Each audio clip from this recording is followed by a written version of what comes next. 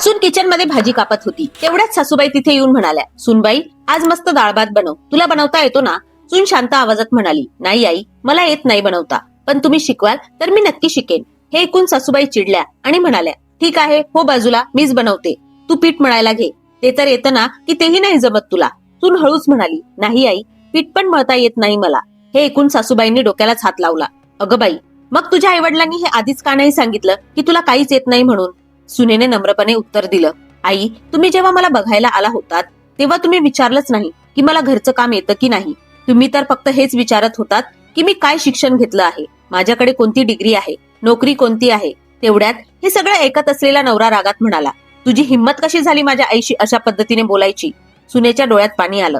ती हळू आवाजात म्हणाली, आजकाल लग्नाच्या वेळी सगळ्यांना शिकलेली मुलगी हवी असते, पण लग्नानंतर ते तिला सून नाही तर मोलकरीण समजून काम करून घेतात. मित्रांनो, आता तुम्हीच सांगा, सून बरोबर बोलली की चूक?